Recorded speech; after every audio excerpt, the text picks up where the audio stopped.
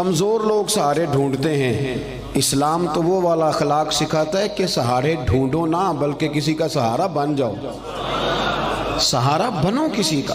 حضور نے باقاعدہ بیعت لی، فرمایا بیعت کرو میرے ہاتھ پر کہ تم کسی کے آگے سوال۔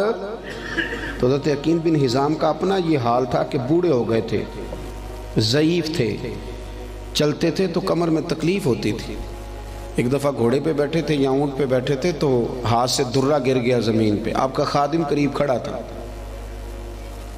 بڑی مشکل سے گھوڑے سے اترے، وہ درہ اٹھایا، دوبارہ بیٹھنے لگے تو تکلیف ہوئی، 2-3 دفعہ کوشش کر کے بیٹھ گئے تو خادم کہنے لگا حضور مجھے حکم دے دیتے میں پکڑا دیتا۔ فرمانے لگے کیسے تمہیں کہہ دیتا؟ میں نے اپنے محبوب سے وعدہ کیا ہے کہ زندگی میں کسی دنیا دار سے سوال نہیں کروں گا۔ یہ کمزور لوگ ہوتے ہیں میرے بھائی۔ غیرت، اقبال نے کہا، اقبال کہنے لگے غیرت ہے بڑی چیز جہان تگ و دو میں، غیرت مند بن، تو کسی کے سامنے ہاتھ پھیلاتا ہے۔ غیرت ہے بڑی چیز جہان تگ و دو میں، پہناتی ہے یہ فقر کو تاج سردارا۔ فرمایا فقیر اگر سرداری والا تاج پہننا چاہتے ہیں نا تو پھر وہ ہاتھ پھیلانا چھوڑ دیں۔ مسند امام احمد بن حنبل کی حدیث کے 2 جملے ان کو رٹ کے یاد کر لینا آپ نے۔ ایک شخص نے عرض کیا تھا یا رسول اللہ صلی اللہ علیہ وسلم ذلت کیا ہے؟ تو نبی پاک علیہ السلام نے فرمایا اگر تو لالچ کرے گا تو ذلیل ہو جائے گا، لالچ کرے گا تو ذلیل ہو جائے گا۔ عرض کی حضور پھر عزت کیا ہے؟ تو محبوب فرمانے لگے جو رب نے تجھے دیا ہے نا اس پہ راضی ہو جا، اللہ تجھے عزت عطا کر دے گا۔ خوددار بنے۔ قرآن پاک نے نا تعریف کی ہے اصحاب صفہ کی، قرآن کہتا ہے لا یسألون الناس الحافا، وہ کسی سے لپٹ لپٹ کر سوال نہیں کرتے، پیٹوں پہ پتھر باندھے ہوئے کئی دنوں سے روٹی نہیں کھائی، پر کسی سے لپٹ لپٹ کر سوال، وہ خودداری والے لوگ، عزت نفس والے، وہ ہاتھ نہیں پھیلاتے، وہ ان کا یہ رویہ نہیں ہے کہ کوئی آئے گا تو مجھے دے جائے گا۔ خواجہ حسن بصری رحمۃ اللہ علیہ کے پاس ایک نوجوان آیا تو آگے کہنے لگا حضرت جی مجھے سمجھ لگ گئی آج کے بعد میں نے کام کوئی نہیں کرنا، اب میں گھر بیٹھوں گا اللہ روزی دے گا۔ آپ فرمانے لگے جی وہ کیا سمجھ لگ گئی ہے؟ کہنے لگا میں نے آج عجیب بات دیکھی ہے، میں جنگل میں گیا ہوا تھا، ایک شیر آیا ہے، اس نے ایک بکرے کا شکار کیا، کچھ اس نے کھایا ہے، پھر اس نے باقی کا اپنے پنجوں میں پکڑا ہے، پہاڑی کے اوپر چڑھ گیا، وہاں ایک نابینا لومڑی بیٹھی تھی، باقی کا اس نے اسے کھلایا ہے۔ تو مجھے مسئلے کی سمجھ آ گئی ہے کہ جو اللہ لومڑی کے لیے بندوبست کر سکتا ہے میرے لیے بھی کرے گا، لہذا اب کام نہیں کرنا۔ تو خواجہ حسن بصری فرمانے لگے سبحان اللہ کیا تیری سوچ ہے، تو نے 2 کردار دیکھے، ایک لومڑی دیکھی ایک شیر دیکھا، او خدا کے بندے تو نے لومڑی بننے کا فیصلہ کیا، شیر بننے کا کیوں نہیں کیا؟ تو شیر بننا، شکار مار، کھا بھی اور کھلا بھی، کھا بھی اور کھلا بھی۔ پڑھے نا ابن ماجہ شریف، ایک صحابی حاضر خدمت ہوئے، عرض کی حضور کچھ دیجئے۔ یہ نوجوان میری بات پہ خاص توجہ کریں۔ اب وہ اقبال کہا کرتے تھے لہو مجھ کو رلاتی ہے جوانوں کی تن آسانی، کہتے ہیں آرام پسند ہے، کہتے کرنا کچھ نہ پڑے، کچھ شارٹ کٹ رستہ ملے۔ بلکہ ہمارے بچے تو اب خواب دیکھتے ہیں کہ سویرے میں اٹھوں تو میرے نا بستر کے نیچے ایک توڑا پیسوں کا پڑا ہوا ہو، یا میری موٹر سائیکل سے بس ٹکرائے کچھ ہے، میں اٹھاؤں تو نیچے ہیرے ہی ہیرے ہوں۔ یہ خواب ہے، تو خواب ہی ہوتے ہیں، ان کو تعبیر کرنے کے لیے محنت کرنی پڑتی، محنت کریں، جد و جہد کریں، خواب نہیں دیکھیں۔ ہمارے ہاں مزاج ہی نہیں، توجہ ہی نہیں۔ ابن ماجہ کی حدیث، ایک شخص نے آ کے عرض کیا تھا یا رسول اللہ کچھ دیجئے، اور کہاں سے اس نے مانگا؟ اس بارگاہ سے کہ جہاں سے قطرے بھی ملے تو دریا بن جایا کرتا ہے۔ اعلیٰ حضرت فرماتے ہیں میرے کریم سے گر قطرہ کسی نے مانگا دریا بہا دیے ہیں۔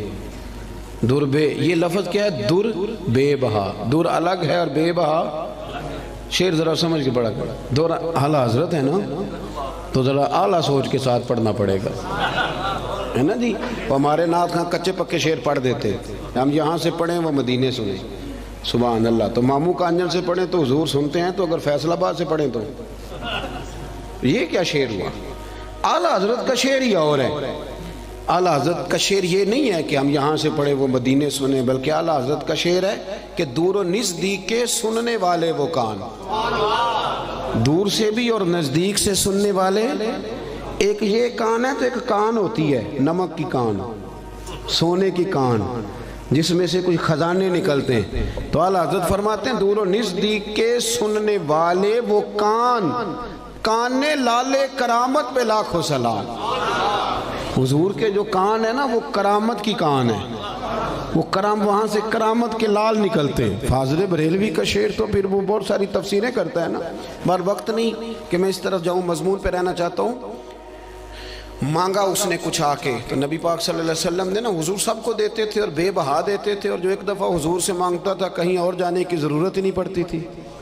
لیکن اس صحابی سے، نوجوان سے نبی پاک نے فرمایا تیرے پاس کوئی شے نہیں، تو مانگنے آیا ہے. تو اس نے عرض کی یا رسول اللہ میرے گھر میں نا ایک کمبل ہے اوڑھنے کا اور ایک پیالہ ہے پانی پینے کا. صحیح بتانا اتنا غریب کوئی اس محفل میں ہے جس کے گھر میں ایک ہی کمبل اور ایک ہی پیالہ ہو؟ بولتے کیوں نہیں آپ ناراض ہیں؟ چلو نہ ہی کر دے. کوئی ایسا غریب ہے؟ لیکن آپ ہر تیسرے آدمی سے پوچھیں حال کیا تو وہ رو پڑے گا، کہے گا سب سے غریب میں ہی نہیں. ہر تیسرا بندہ غریب ہے، پریشان ہے. اتنا بھی کوئی غریب ہوگا کہ ایک پیالہ پانی پینے کا اور ایک کمبل اوڑھنے کا؟ نبی کریم علیہ السلام نے نا وہاں اسے یہ نہیں کہا کہ چل تو رو آنسو بہا، اور میں لوگوں کو بھی کہتا ہوں کہ سارے کہیں کہ بڑا غریب ہے اس کے ساتھ تعاون کرو. نا، اس غریبی پر بھی رسول کریم نے غیرت کا درس دیا. حضور نے فرمایا جا کمبل اور پیالہ لے کے آ. وہ لے کے آئے تو اللہ کے رسول نے فرمایا کون خریدے گا بھائی؟ ایک صحابی نے عرض کی حضور 1 دینار، دوسرے نے کہا 2 دینار. حضور نے 2 دینار والے کو کمبل اور پیالہ بھی بیچ دیا. اس نے نہیں کہا کہ حضور 2 ہی چیزیں تھی وہ بھی بیچ دینے لگے ہو.